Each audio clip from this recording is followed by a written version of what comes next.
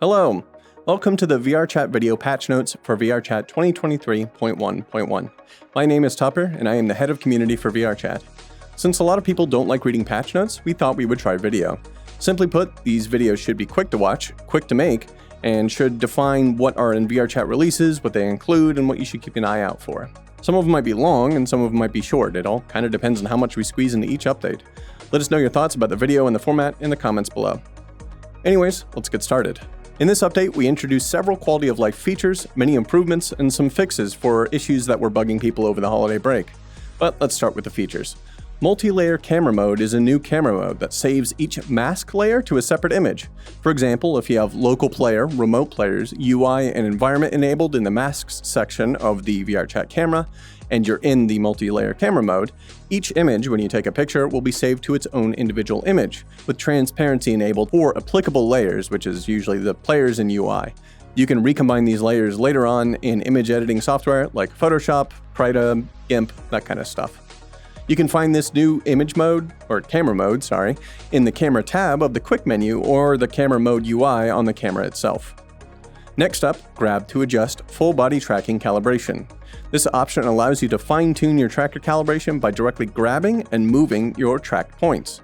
You can turn on this option in the gear tab of your quick menu when you have full body tracking on. When it's enabled, spheres will appear where each one of your trackers are calibrated. You can grab one with your trigger and move it around. When you have it in the right position, let go. Once you're done, you can open your quick menu and that will exit the configuration mode.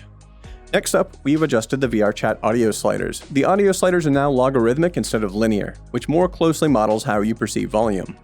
If you set any slider to 50%, it will now actually sound half as loud, and VRChat is finally completely quiet when you set it to 0% master volume. This change means that, generally speaking, volumes will sound louder than before when you use the same settings. As such, we've calculated the new defaults accordingly and shifted them down, and we'll reset everyone's volume settings when you log in for the first time after this update.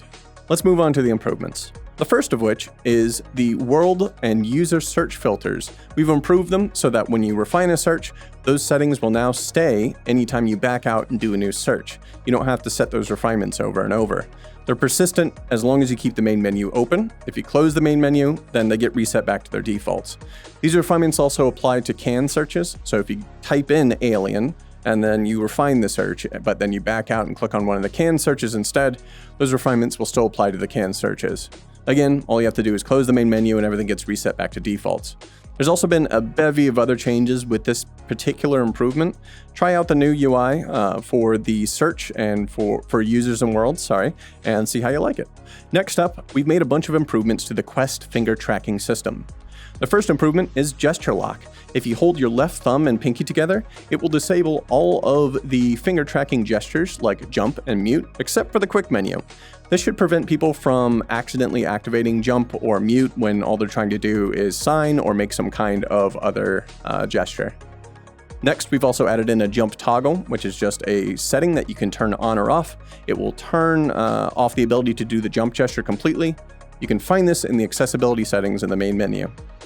We've also added a cancel gesture. If you just tap your thumb and pinky together, it will close most prompts and menus for you. There's also three new pickup modes in the accessibility options.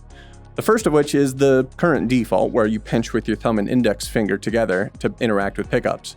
The next one is fist. If you hold a fist gesture, you can pick out items that way, and then both, which allows you to use either one. There's a couple more improvements that we've gotten in. First off, hands will now hold their previous position if tracking is temporarily lost. When you grab items, they're no longer dropped if you lose tracking. We've improved the orientation of objects that you currently have grabbed, and we've improved the orientation of the portal placement arc when you're using hand tracking. Hop on your Quest and try out these new hand tracking features and improvements. Let us know what you think. Here's a bunch more miscellaneous improvements that we've made. First off, public group galleries can now be seen without needing to join a group. Avatar stats in the quick menu now has a better layout that allows us to better iterate on that over time, and the VRAM stat is now shown closer to the top. More menu pages will now retain their scroll positions when you close them and reopen them. When you hover over the worlds in the main menu, it'll show the description in the tooltip. HUD elements like notifications, gestures, the mic icon no longer overlap with themselves or the main menu when you're in desktop mode. Group instances above the soft cap can now be joined. Previously, you would only be able to join up to the soft cap for group instances, but now you can join past it all the way up to the hard cap. Several performance improvements were made regarding mostly world loading, so you'll notice a little bit of improvement when you're joining heavy worlds. And of course, various safety and security improvements have been made. Now let's cover all of the bug fixes that we got in, or rather, let's just cover a couple of them. There's a lot of them. Check out the description for the full patch notes where we list all of them. First of which, we fixed vote kick notifications. Previously, since the last release, vote kicks haven't been working because anytime you would submit a vote to kick, everybody else would not get the notification, hey, please vote on this, which broke vote kicks. So sorry about that, it is fixed now. Next up, we fixed a performance drop when blocked users are in the same instance as you.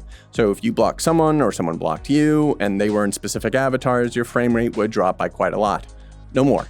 We fixed an issue where the wrong microphone was being used when you start up in VR, differing from what the UI showed. This one was annoying. Every time you would start up, you would have to swap your microphone to something else and then back in order for it to get on the right microphone. We finally fixed the broken scrolling on the camera UI in VR.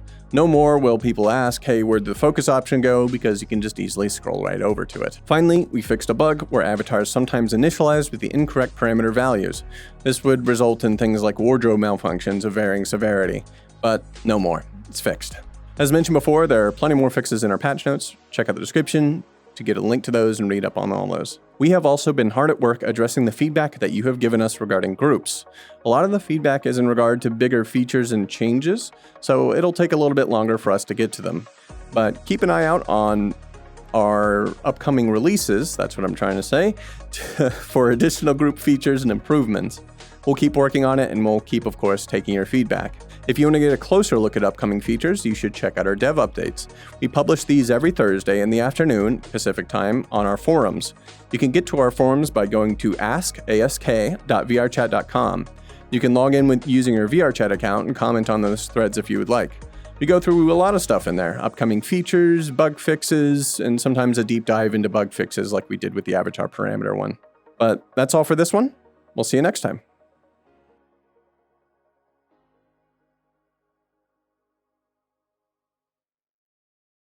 Fourth time's the charm? Fifth? I've lost count at this point. Where am I? Who am I? Why am I an anime girl?